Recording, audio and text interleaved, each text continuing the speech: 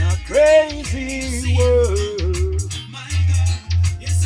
Living somebody.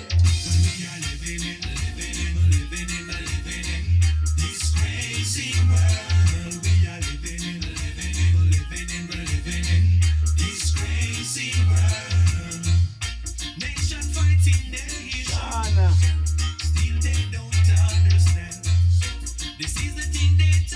Culture. Revelation.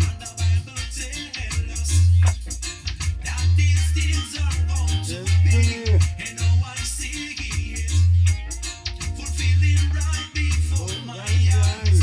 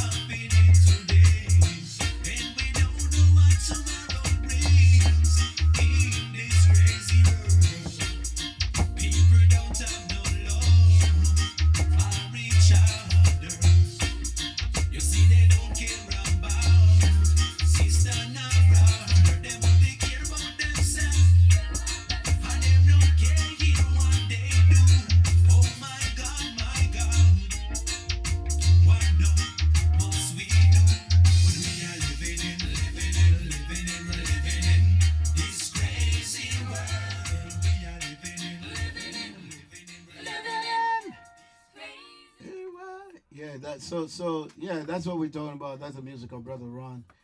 Yes, before that we heard Pull Your Pants Up. And got one more song by Brother Ron I want to play, and that's Teach Them. But yeah, as you know, we talk about the teachers and share with you my experiences in the Board of Education, New York City um, Department of Education. And so, we appreciate all the teachers. We appreciate all the work that they do. I mean, such work of professionalism. Many of them maintain themselves and put their lives on the line, put themselves in harm's way to protect their students, to give their students the best teaching or learning experience possible. And so many teachers today don't have a life. Just being straight and forward with you, some of them don't have a life today. It is so hard, for them to live outside of teaching. For many of them, it is so challenging today. It was challenging for me back then as well. But, I appreciate all the teachers, even the paraprofessionals, those in the educational field. I appreciate all of you, the paraprofessionals, the bus drivers. Wow. You know what the bus drivers have to go through when they are driving? Keep their eyes on the road, keep their eyes in the back of the bus. Sometimes the matrons are not as effective neither. And then it takes the matrons and the bus driver to help control the bus.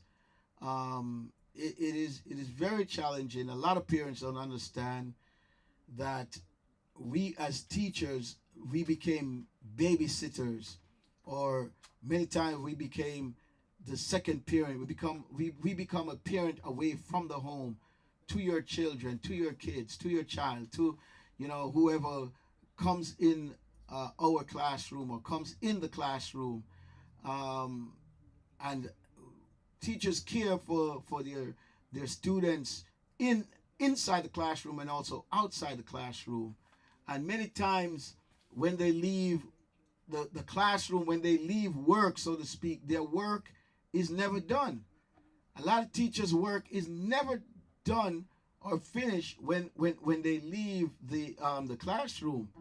A lot of them take the work with them. A lot of them the work is taken home, and people don't understand that. We had a former mayor that did not understand that neither. That listen, teachers might not work a 9 to 5 shift, but they were working longer than 9 to 5. Teachers were putting in 12 and 14 hours a day, okay, to be successful. And many teachers don't have a life today. I mean, many of them not able to go out on dates. Many of them not able to care for their family at home, to care for their husbands at home, to even care for their own children at home the way they want to, because they have to spend time writing lesson plans, spend time grading the paper, spend time finding materials to take to the classroom to make sure their lessons are understood, their lessons are very effective, their lessons are excellent. And then the Board of Head had a rating scale that was crazy. That rating scale was crazy. But yet it pushed you. It pushed you to the level of excellency. And even when you reach that level of excellency, a lot of times the assistant principal, which you call them the AP, and the principals, they are so aggressive and unfair in many of their criticism or their reports.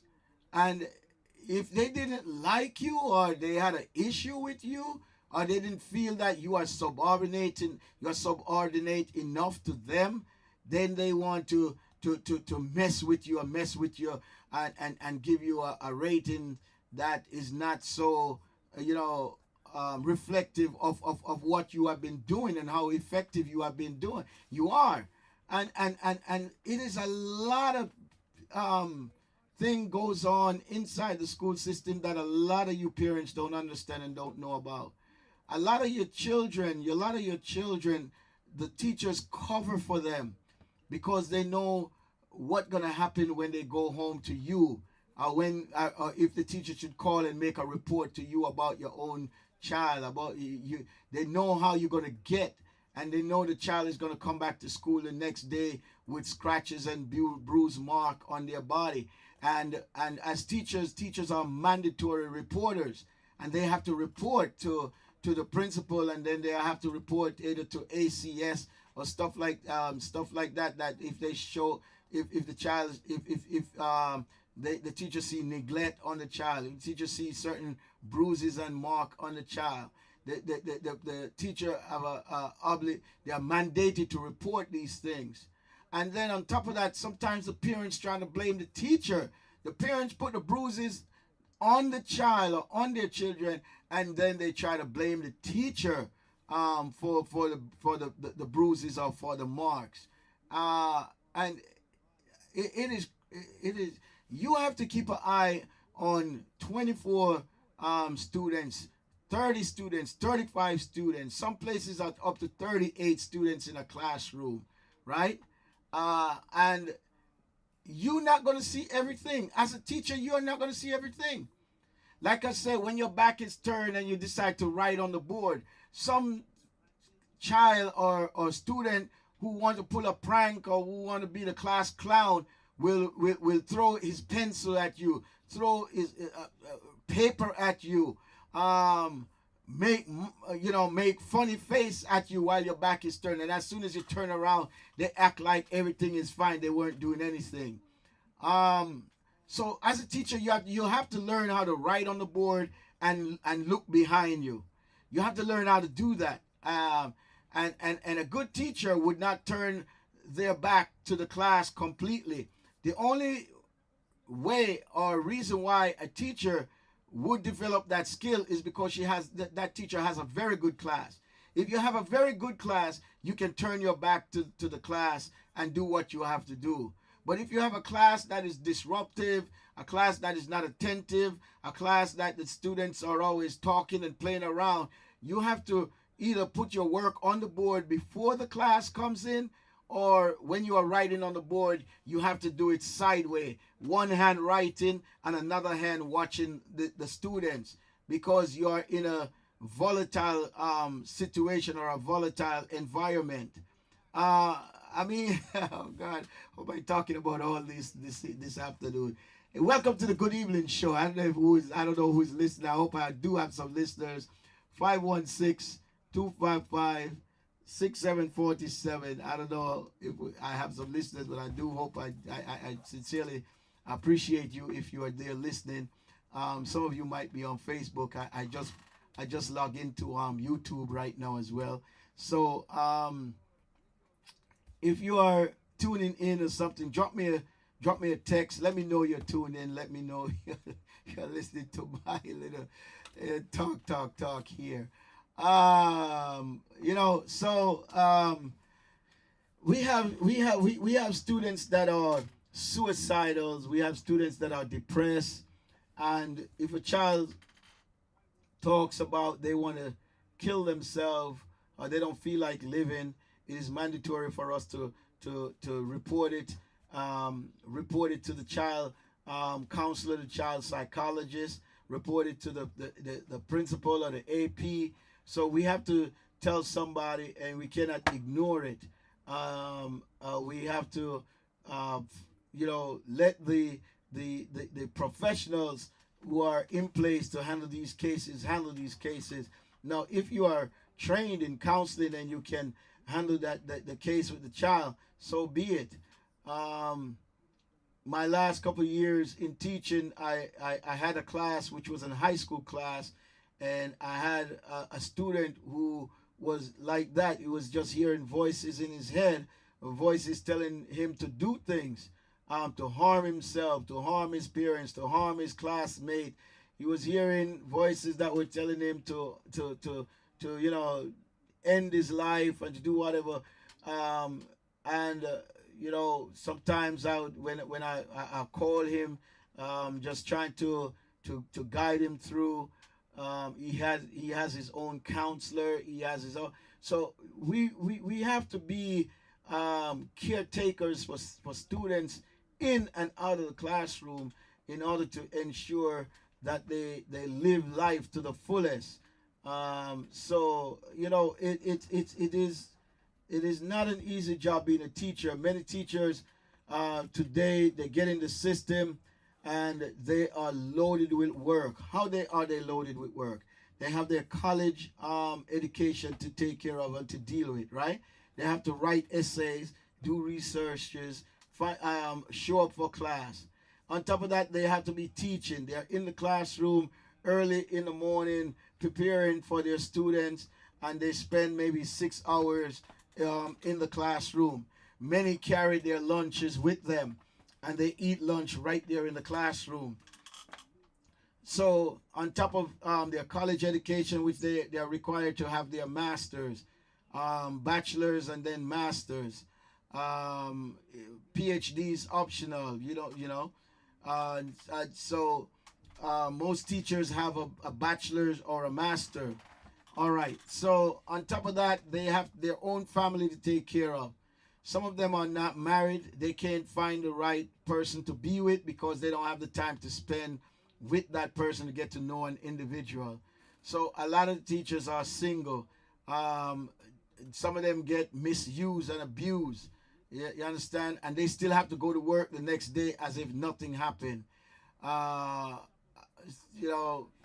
of them are not able to be a wife at home or a husband at home when they get home because they have to then be online preparing for the next day.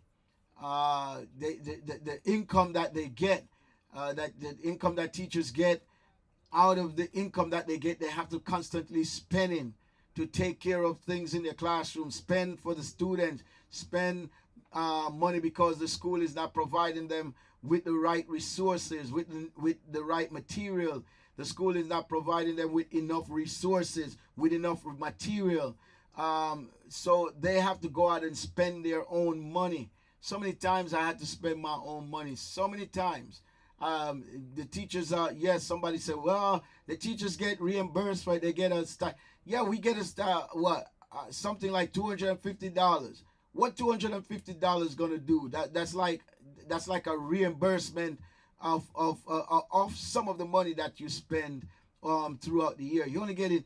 At one time it went down to $100, and another time the lowest I think it went was like $75 or $50. They were reimbursing teachers, and you spend thousands of dollars. You spend your money on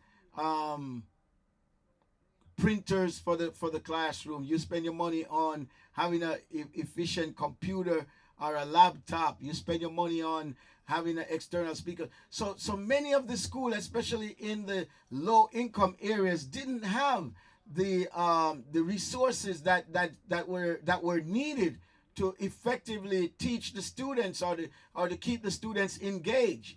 You had to go and spend your own money to do that. I mean, I can go on and talk about things, and as far as even discipline of the child, you yourself sometimes would try to discipline the child in your room. So you are allowed to do that, to have some form of discipline or consequences in your classroom. So you had to have like a time away space. You had to have a space where you put the child to just cool down, calm down. That was like a time away space for that child to go and reflect and calm down and then return to the population, the general population, or return to his or her seat when they are when they have reached that level of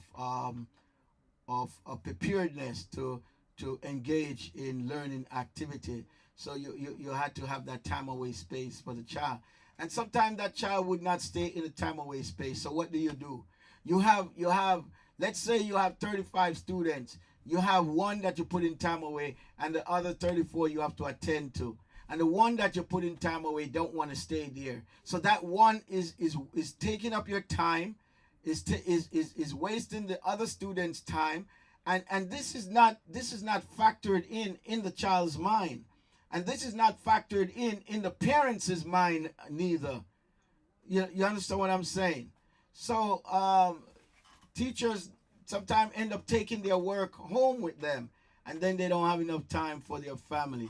So from disciplining the child in the classroom, it mentally affects you, and you take the work home with you, because now you are trying to figure out a better way to manage your classroom so that you can have learning take place. Many of the time learning is secondary. Many of the time learning in the classroom is secondary. First and foremost, that is of most important and primary, is safety. Safety. Making sure that the classroom is safe. That's the first and foremost priority. Then on top of that, you have to have control. There must be control in that classroom. If there's no control in your classroom, no one will be able to succeed. No one will be able to learn. The teacher will not be able to perform his or her duty, and the students will not be able to learn if there's no control. So there has to be a form or a plan to maintain control in your classroom. And after all that is taking place, is taken care of, then you now have learning.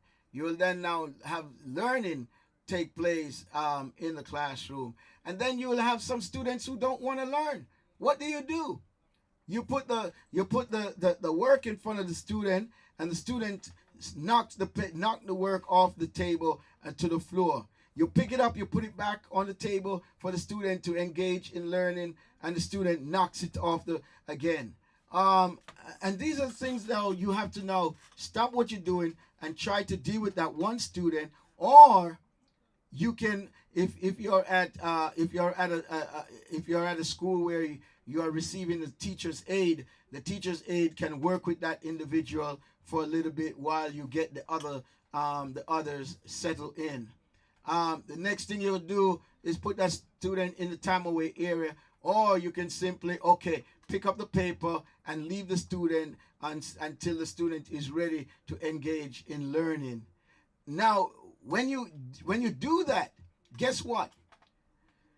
Your AP or your principal could walk in the classroom and that student is not being engaged in learning. And here now the AP and the principal started to question you, why is that student not engaged in learning? Why is that? And then now they put the blame on you because now you have to find. Now they don't know the situation, but they're just going to put the blame on you that the student must be engaged in some form of learning. And then you might try to explain to them why, and they might understand, and they might just say, listen, it's your job to make sure that student is engaged in learning at all times. Now, how are you going to force the student to learn? And they don't care. They don't care.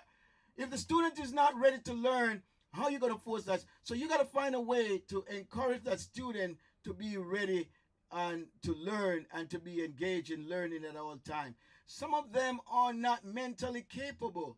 And so what we learn is that all students learn at a different pace.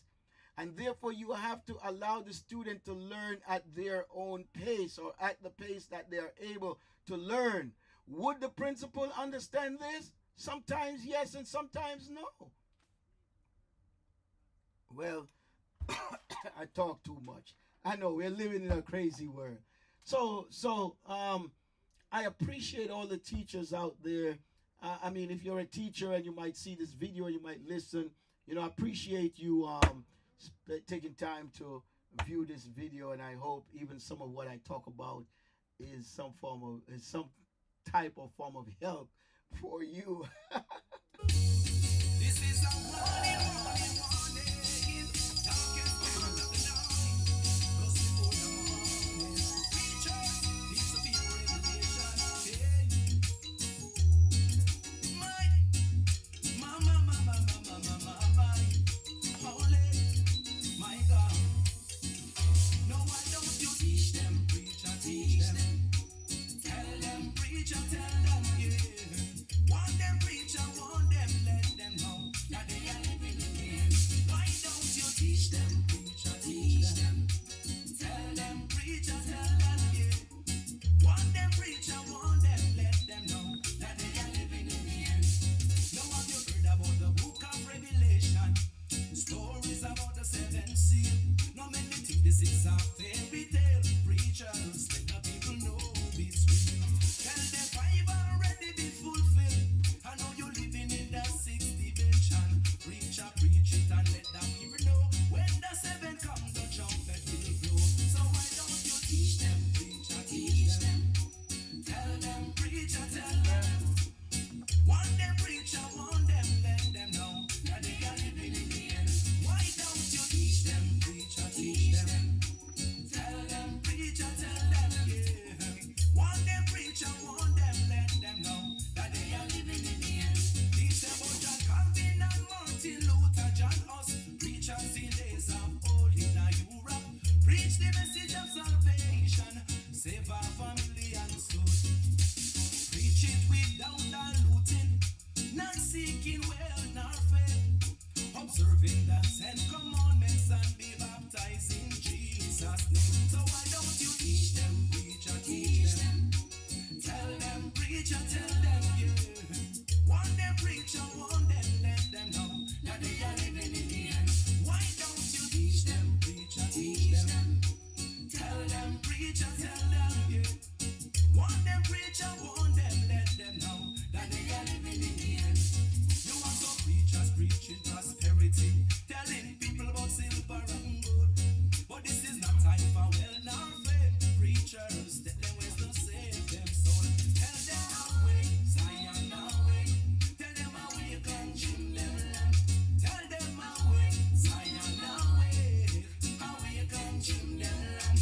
Tell them bring food from every shall fall, and the moon shall turn it to blood, yeah.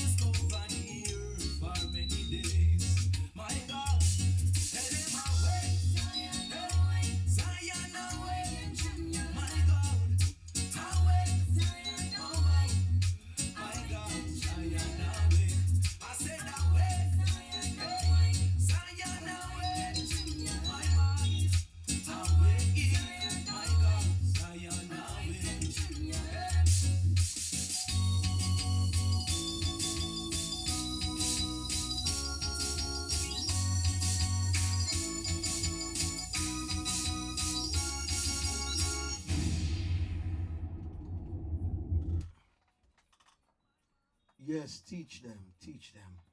Want to also appreciate the spiritual teachers out there, spiritual teachers, spiritual leaders, those teachers from the Sunday schools, the Sabbath school, those teachers in the private sector, those teachers in the parochial school, those teachers in the Adventist schools, the Catholic schools. They're just teachers all over. Teachers that teach you in your church. You know, you have ministers that are preachers and ministers that are teachers at the same time. And not all ministers that preach can teach, and not all ministers that teach can preach. So the Bible says that he blesses us with teachers, and so I want to recognize you as well. Blessings unto you, all that you do, all that hard work that you do, all the hard work that you put in. Blessings unto you. You know, we sincerely do appreciate you all that you do to help people live a better life, to help people to become better people, help people to become benefits in society. And I'm grateful to you all. The children are grateful to you. We appreciate you all, everything that you do, and we say thank you. And may God continue to bless you and keep you all as you continue to put yourself out there to help others, to teach others, to groom others. And so God bless you all for doing that, and we sincerely do appreciate you. And so, you know, ladies and gentlemen, it's a Good Evening Show with Minister Sterling B. And thank you so much for being here, for locking it in, listening to me.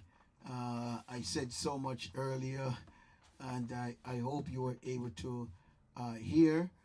If you were not, then maybe you can find the video on YouTube somewhere, or find the video on Facebook somewhere. Somewhere on Facebook, you might be able to find today's program, and you know, be blessed. I talked about so many different things and so many different aspects of teaching, and you know, I have teachers who got severely hurt on the job. You know, students closed doors on their fingers. Stools fell on people's toes, and teachers get cut. And I mean, listen, a lot of stuff goes on. Teachers lost it, lose it, and fighting with students, hitting, you know, all kinds of things happen in the teaching professions.